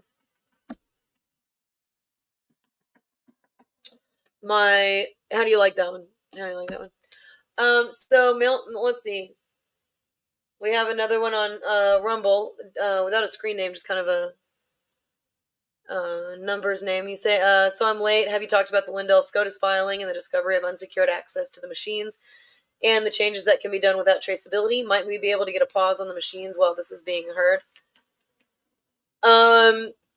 You could try to get a pause on the machines. The issue is, if you get a pause on the machines, unless you have a contingency plan for how to conduct your election and have the funding and the entire structure ready to go, like a plan B for how to administer your elections, if you put a hold on the machines, you put a hold on your elections. That throws a bunch of stuff off. So you got to be real careful about how you do that. You have to run a couple of games at once. You have to say, yeah, I want a TRO on those machines, and I want to, let's immediately come up with a plan B as to how to conduct this election, so we don't have to set our election off by a year because you get a TRO, and then I don't know how long it's going to take you to get through a court case related to gaining further access to these machines, to be able to prove beyond a reasonable doubt in a court of law what's happening, or what's possible, what has not been prevented from happening. Right. I've not talked about the Lindell ruling, but I did show earlier a clip from South Dakota, really special clip from South Dakota about the ease, I'll say the ease of access to election management systems in South Dakota using ES&S, using the same type of systems, I believe, same exact type of systems. Hyder, correct me if I'm wrong. I know you will. That Dallas is using same exact systems. The ES&S EMS main central accumulator, the one, mind you, in Dallas that Hyder and the Secretary of State's office say cannot be certified using by a hash value, cannot have a hash value pulled from it in order to produce one, which is required for certification per the EAC guidelines. So they're saying that it's certified for use, but they can say whatever they want. That doesn't mean it's actually lawfully certified. I can say I'm a unicorn. A man can say he's a woman. Does that make it true? No. Hyder and Christina Adkins, just because you say that you have certified that this program is certified doesn't mean it is. And but what this whole thing does mean is that we can't prove what version is even on that EMS in order to know if it's a certified version. Stop gaslighting us. Stop treating us like we're stupid. It's annoying. All right. So don't ever be gaslit again. They can say that it's certified, but if you don't have the hash validation, hider, come on. That's wild. You're acting wild right now, hider. And since 2019, at least, we don't know. When was the last time that that server was updated? We don't know, and we won't know if it's the same one. We have no idea because you don't have the hash validation, which is required by the EAC guidelines for a flippin' reason. We don't have that. We have no idea what version of the ES&S software is on that Dallas County Central server. And look, I don't even want to say everything that I have, but I have another resolution. I got like 3 resolutions here. I gotta do the zooming out. My other resolution, this one I really like. This is my favorite of my resolutions. This is a resolution to abolish Texas Election Code 43.007. Okay. So it says, whereas Article 1, Section 4 of the National Constitution states that the legislature of each state is the entity responsible for prescribing the time, manner, and places of our elections, and whereas Article 6, Section 2C of the Constitution of the Great State of Texas states that the practice of free suffrage shall be protected under due penalties from all undue influence in our elections, naming possible examples as bribery, power, tumult, or other improper practice. Whereas Texas Election Code 43.007 authorizes a county using electronic voting machines to opt into the countywide polling place program, limiting the requirement for voters to vote in precinct. And whereas Texas Election Code 43.007 and the countywide polling place program are in direct contradiction with all of Chapter 66 of the Texas Election Codes, which outline the need for voting tabulation, reporting, and storage of our election records in our respective precincts. And whereas these changes eliminate each participating county's ability to audit our election results by our respective precincts, and whereas this issue must necessarily be taken up with the state legislature in session so that the legislature might help Texas counties regain control over their respective election processes, be it resolved that Texas lawmakers must draft and introduce a bill to repeal Texas Election Code 43.007 and return to voting in precinct, which is outlined in previously established Texas election codes contained within Chapter 66. That's abolishing countywide polling. Back to in-precinct voting. Do you like that? Y'all like that one? Melindy's right. Melindy over on Rumble, in Rumble chat, Melindy says, Texas has always had a plan. It's Chapter 65. And that's true. Y'all might have heard of, I think the woman who's championing that most was Lori Gallagher. Yeah, it's not, look, guys, again, it's not like we don't know what to do. Chapter 65 is not a new law. This is existing law. It's already there. If you want to know how to count ballots, paper ballots, by hands, check out Chapter 65. If you want a little bit more clarification, okay, we can work on that a little bit. But what did you guys burn your instructions? Like once you bought these new machines, was that part of the contract with these new machines? You can have these machines, but you have to burn all of your notes and all of your guidance as to how you previously ran elections. Please. Y'all remember how to run paper elections. Sorry, I say y'all. Sometimes Hyder watches. Sometimes he doesn't. I know he's busy, a busy bee right now. This is my last one. This one is mine. This is my resolution to draft a bill adding an enforcement mechanism for Texas election codes to prevent and prosecute violations. Whereas, so this is what it reads. See here. So, whereas conventional American philosophy dictates that unless there is a law prohibiting a given activity, then the activity is arguably legal to conduct generally. And whereas Article 1, Section 4 of the National Constitution, I say these two same things about the National Constitution and the state constitution. Whereas Keith Ingram from the Texas Secretary of State's Elections Department has issued advisory codes and even less formal opinions, county election officials, which effectively waive or circumvent Texas election codes, which were drafted, debated, and passed through the state legislature. And whereas these authorized waivers and methods of circumvention of Texas election codes have weakened the ability to conduct a full forensic audit of any county election processes across the state. Whereas this issue must necessarily be taken up with the state legislature in the very next session so that the legislature might reclaim their authority over the election processes they have deemed appropriate. And whereas there does not appear to be an entity responsible, right here is where I'm at, whereas there does not appear to be an entity responsible for enforcing the Texas election codes, be it resolved that the state legislature must draft a bill to establish and codify that it is the responsibility of each county's sheriff and sheriff's deputies to enforce, investigate, and refer for prosecution the violation of Texas election codes which have been drafted, debated, and passed by the state legislature. And that's it. So basically, the sheriff, I don't think that the sheriff should have to be going through the Secretary of State to decide whether or not they're going to prosecute something or they're going to, investigate something even. Because here's an example. We find a violation of law. Okay. What's happening is in contrast to what the law has authorized. Okay. We take that to the sheriff. Sheriff says, well, let me look into this. That does look like a violation of the law. Sheriff calls, elections office says, I need some information about this. Right away, the elections office says, call the Secretary of State. Why would the elections office say that? Unless they already knew that the Secretary of State had authorized this particular violation. Sheriff calls the Secretary of State's office. Secretary of State's office says, don't worry.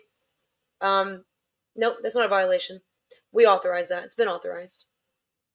The sheriff says, okay, so even though it looks like a violation of state law, you're saying that it's been authorized? And that it's not a violation of state law because it's been authorized? Yep.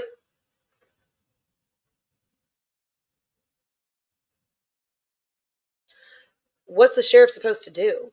Because this is how it works on the sheriff's end. He's supposed to take an investigation. Ideally, he's not wasting his time. He's doing something. An investigation and evidence of violation of law to the DA. The DA is supposed to look at that and say, do we have enough of a case to take this to court? They're not going to take a case to court if they don't think they have a strong enough case. If what the sheriff takes to the DA says, this is a violation of law, but the Secretary of State authorized it, and this one law that the Secretary of State is showing me says that the Secretary of State is allowed to create rules for certain chapters to be implemented. So does that mean that, and here's the sheriff and the DA talking. The sheriff says, does that mean that the Secretary of State is allowed to say you don't need to follow that law? You can do this thing that I totally made up, even though there's a law that exists for that. The Secretary of State's authority is bound. They're only allowed to create rules to implement certain procedures, not to amend or waive codes outside of that law that they're given some authority in. The DA is like, I don't know. I don't know if by giving the Secretary of State authority to implement rules, to create rules to implement this chapter, that means that they can also modify other chapters if they need to in order to implement this. How's the DA going to feel like they have a strong enough case to take to, and they're not going to. They're not going to feel like they have a strong enough case to go to the judge and say, what's happened, the manifestation of this is wrong, and we need this to be reversed. Like, what's the argument that you make there? That the Secretary, at this point, the Secretary of State has to come and explain why they think that they have the right to do that. And they're going to cite this law. And this law, so many of them, laws that I've got legislation amending, are very weak, and they defer to the SOS. There's no contingency plan. There's no like, if the SOS screws it all up, we get to take all this power back. No, none of that's in there. It just says that they get to create rules to implement this procedure as necessary. It's terrible. So we're going to fix that wording that should never have been allowed. It's called non-delegation. We'll do some specials over non-delegation. We'll highlight this, and it'll be everything I have, not to shame the authors of these things. But that's not really what I'm trying to do. I'm just trying to fix it. Sometimes laws get passed. People inadvertently, pass language through that they don't realize that it's going to have the effect that it has. It's okay. kind of. But we have to fix it. You know what I mean? It'll be okay if we can fix it. Melindy says, hang on, let me go over here and let me scroll up. Melindy says, and Texas always had a plan, Chapter 65. Many counties use it, and the old farts in larger counties know it as well. They do. They sure do. Is there, Melindy says, is there a PDF download on Telegram for this? I haven't checked. I'm going to post it up when I get it. I don't have any. Hang on. I have not, still to this day, I've not, at this moment, I have not been sent the link for all of them. Was that it? No. Every time my phone goes off, I think that maybe that's it. Let's see. So Melindy says PDF. Yeah, there'll be a PDF download for my resolutions. I'll put Dana Meyer's resolutions up, and then I'll put all of the resolutions up that passed out of all of our SDs across the state. Okay, so y'all can see where your counties in your Senate district, if you know your Senate district. If you don't know your Senate district, look it up. Go to takingbacktexas.org. Go to the little menu, drop down menu, go to important links, then scroll down to who represents me. Click on that, type in your address. It's not going to pull up your voter information. It's just going to say, per your address, these are your representatives. Your Senate district, it's going to say SD and then a number. That's your SD. So when I post the link later for all of the Senate district convention resolution reports, you can find your Senate district and see what your Republicans in your exact Senate district, where they're at. Like what resolutions did they pass out of their convention? What was important to them? Do you like them? You know, stuff like that. You can see where they're at. And you might feel better about it. You might feel worse about it. So yeah. Enforcement will come once the state has a real control of the majority as opposed to the Dem wannabes. Agree with your proposal. Yes, bypass corrupt Secretary of State. Yeah, stuff like that. So that's it. That's my last one. Wait, do I have another one? I think that's my last one. Do I have one more? Nope, that's it. So I was hoping to have the list up, and I bet I could go and find it. But what I'll probably do is read through it. I'll probably go and find it later. I'll read through it and I'll go live again to discuss it. But these resolutions, this is the importance of getting stuff passed through your precinct, your Senate district conventions, and then getting them onto the state conventions. And then if you're successful, getting them onto pushed onto the national conventions. And this is how you change the language of your party platform so that every candidate that's filing to run on your party ballot has to adhere to the language on your party platform. So if you guys make election integrity a big deal on the party platform, any candidate that files has to understand that they're going to be expected to take certain positions and to fight for certain concepts that are on the party platform. Okay, so rhinos shouldn't be like, well, I know that most of the party doesn't like ranked choice voting, but I like it. Well, that could be a point of censure in the future, that we could censure them for going against what we've passed out of the conventions. All right, so this is what we're working on. All right, we just passed, well, it's done today. It's over with today, the Senate District Convention. But there's still other opportunities for people to get things in. If you're not listed as a delegate, you could probably attend the state convention as a guest. It's in beautiful San Antonio, right by the Riverwalk this year. Much nicer than last year. Oh my gosh, last year it was in Houston, y'all.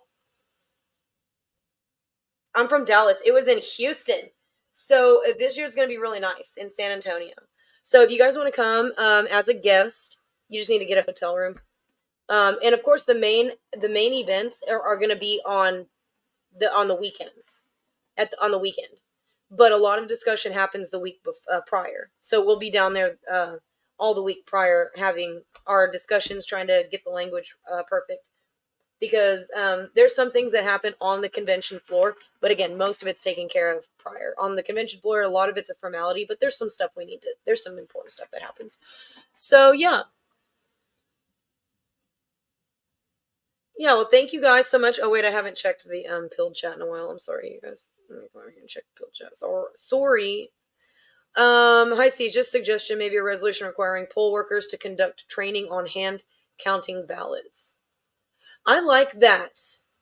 You know what? That is so good. Subpack vet, consider it stolen. I'm going to do that. I'm going to do a resolution that we need to have a backup plan and that all of the Republican volunteers need to be trained on a backup plan. say Russia hits us with an EMP. You know how the Democrats like to sometimes pull that whole like Russia thing, act like they're afraid of Russia. Um, Say they hit us with an EMP. What are we going to suspend elections? What are we? What are we? The Ukraine? No. So yeah, why don't we? Yeah, that's a really good resolution, Subpack, and I'm gonna do that. I'm gonna draft it up and see if I can get it sent over to some people in high places and get them to distribute it out, maybe to the SREC, maybe get some stuff passed through.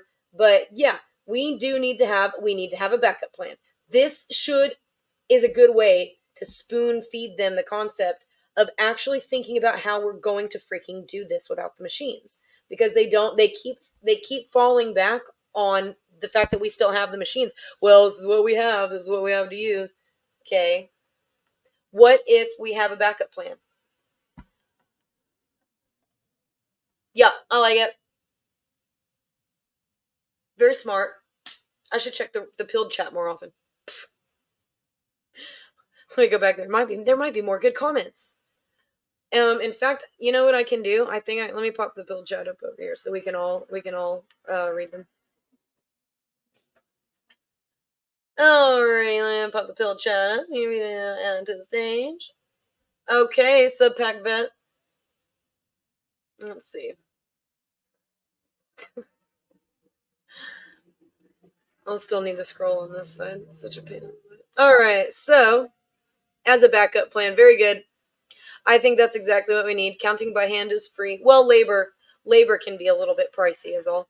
Labor can be a little bit pricey. Who else sees High Seas running for office one day? Oh no, nope, don't see that. I know there's something going on to clean up the voter rolls, but I haven't heard anything in a while. Truitt, yeah. Well, so we left Eric. We left the Eric system. Okay. So that's a good thing. First step to cleaning up the voter rolls: stop paying Eric to clean up the voter rolls because they weren't doing it. Get it?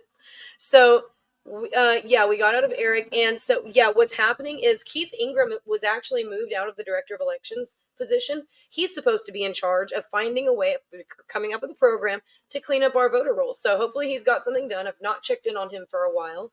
We are not best frenemies, okay? Not like Hyder and I. No, no, Ingram and I and Chris Davis and I, we are not best frenemies.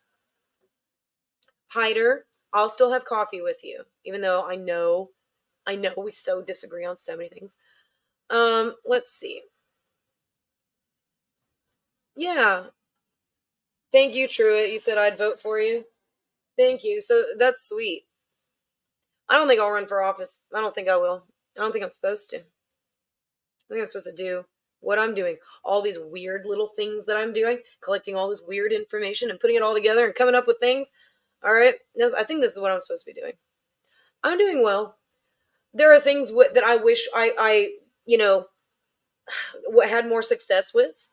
The politics, bro, the politics just inside this movement, just inside our own party, are insane. You've got people. Oh, hey, look at that. I have a little thing that has a mirror right here. I didn't know I could fix my lighting, bro. Sorry. You've got. Hang on, I'm thirsty. Can I? Give me 1 second. I'm gonna go and get something to drink. Okay, if that's okay. Just enjoy my backdrop. I did it for you. Not really, but.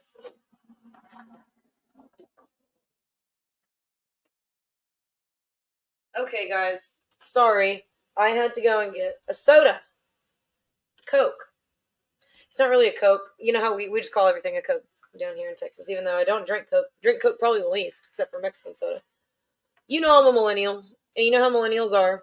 We don't like high fructose corn syrup. We don't like GMOs. We don't like inorganic stuff. This is a really nice brand of prebiotic soda with sweetened with cane sugar, and this is a raspberry rose flavor. Raspberry rose, and it is good. These are good. There's also one of these in a watermelon flavor that slaps. It'd be good with some alcohol. Just saying. This has no alcohol in it. This is just a Coke. Oh my gosh, it's so good. It's like sweet with like a little bit, like when you're drinking it, It tastes like raspberries, kind of like a raspberry soda. But when you breathe out, that's when you taste and smell the rose. It's cool. It's cool. And it's not too crafty. You know, sometimes it's crafty. Anyways, what was I talking about?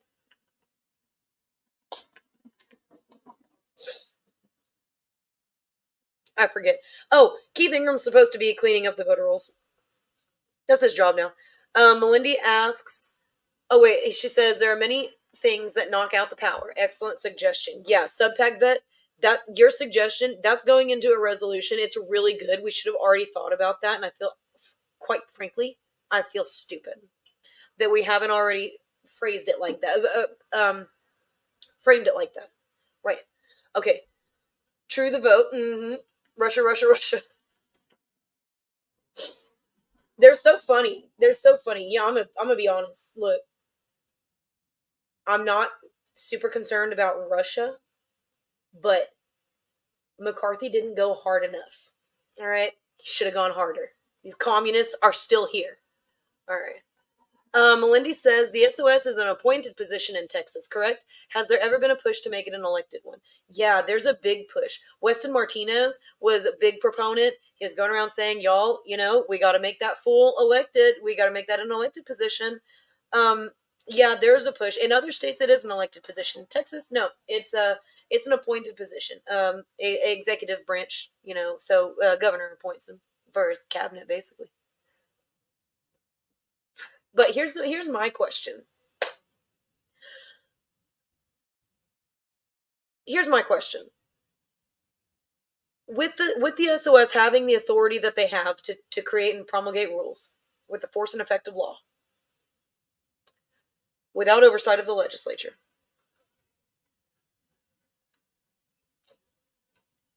do we want to give them the authority to? I mean, do we want to make it an elected position when they're in control of elections? That's what I'm asking, Katie Hobbs. I'm asking for Katie Hobbs. Sorry, I'm asking for Carrie Lake because Katie Hobbs wigged us all out when she was the chief election officer administering her own election for governor. That shit should have been illegal. She should not have been eligible to run on the ballot. She should have been forced to step down. But I wouldn't have been satisfied with that either because it's her regime, her little underlings that are running it by their own design. No, there should have been a gap, like a year's gap or something in between her being chief election official and then running on a ballot for. I'm so irritated. Yeah. So if you're so Melindy says that she's fond of Mr. Martinez. So here's something interesting. Weston Martinez, both Weston Martinez and Dr. Dana Myers are running for Republican Party of Texas chair for the state chair. They're running against one another. Weston has previously run against Dr. Dana Myers' husband, John Spires, for land commissioner in the last primary. So,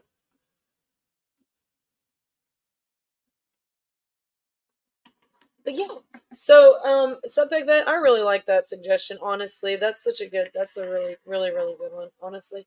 And thank all of you guys for being here. I guess what I'll do at this point, I'm going to replay, if that's all right, if y'all are interested, because we are doing, we are working on additional late entry resolutions down at the state level. From a couple of different counties related to this, because we're seeing this in so many different counties. We need to bring multiple counties together.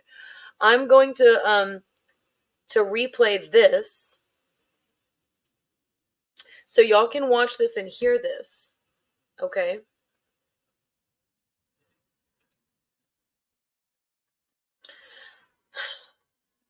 And y'all can understand a little bit more some of the concerns over how secure these systems really are, right?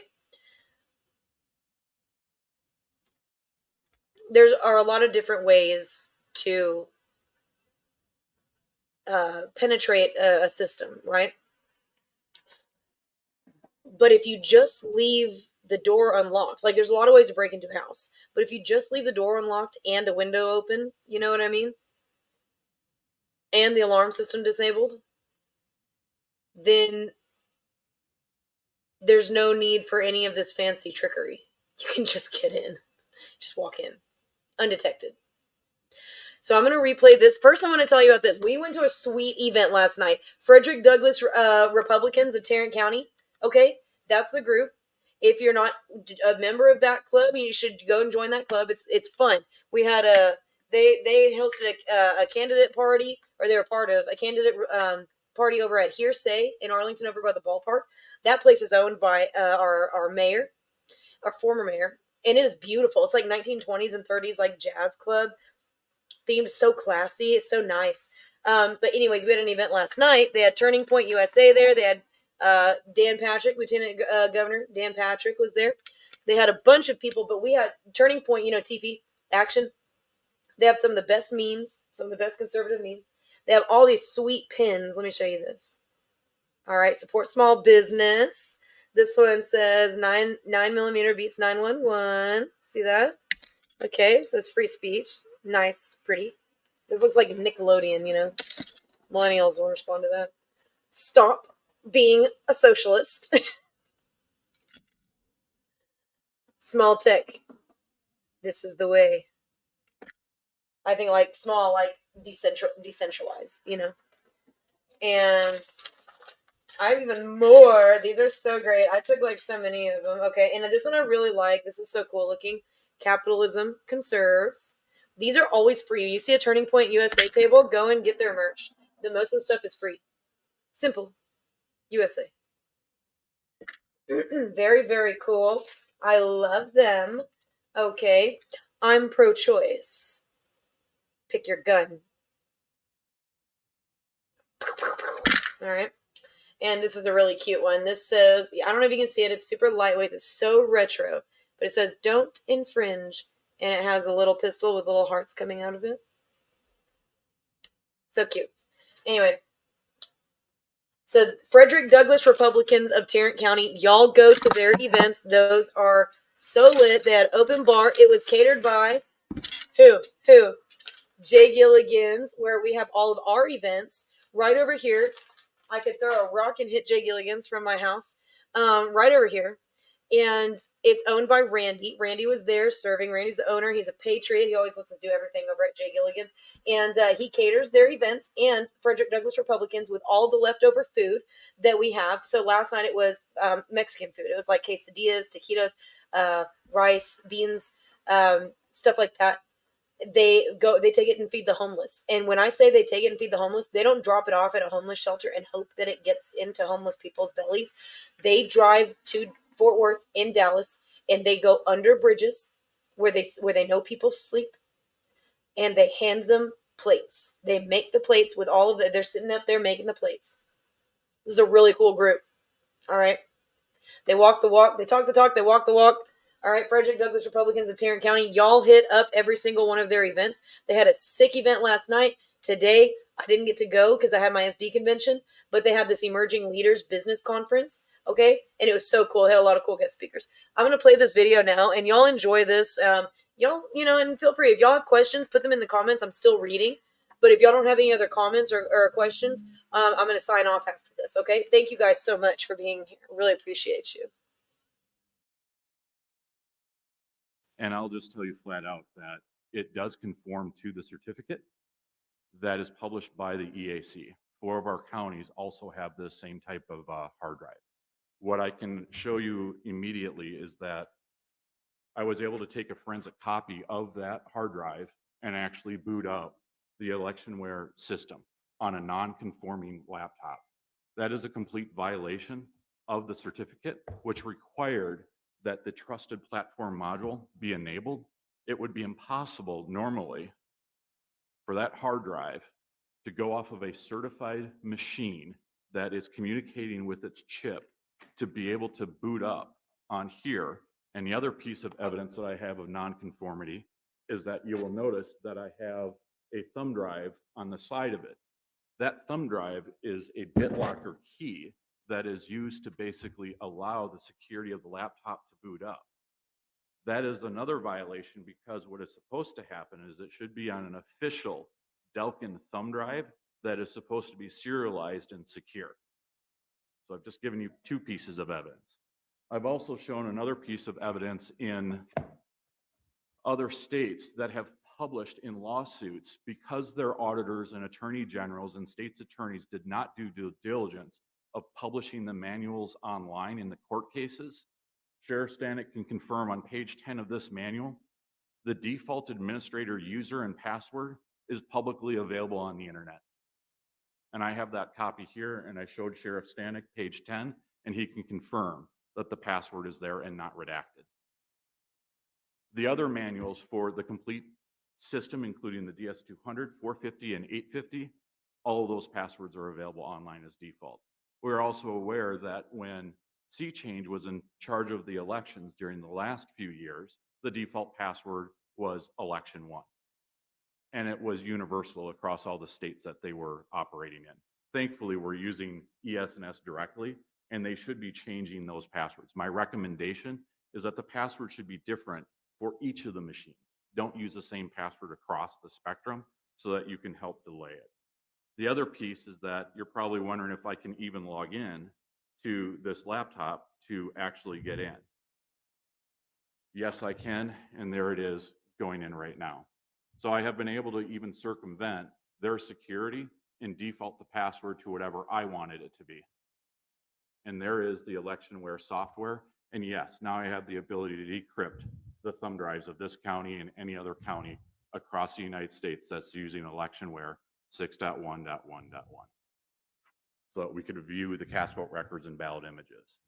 So the fact that now I've just shown you this piece of evidence, I understand that my life is at risk and that the United States does not want this to be known, that this software is available on the dark web. The manuals are publicly available out on the internet in multiple states, and our elections are not secure, and we should be requesting immediate change orders of ES&S to update the antivirus. They have not even updated the security patches of this laptop since 2019 or the antivirus since March 29th, 2019. The 4 counties that use this laptop in our state are 100% at risk. Also, the DS200s, 450s, and 850s have no antivirus on them whatsoever. So if you get a new thumb drive from ES&S and plug it in, even this laptop is unaware of potentially the last 5 years of vulnerabilities that have hit the US. Thank you.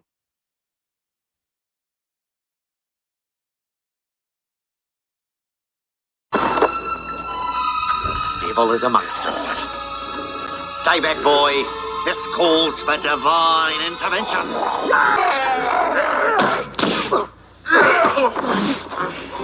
I kick ass for the Lord.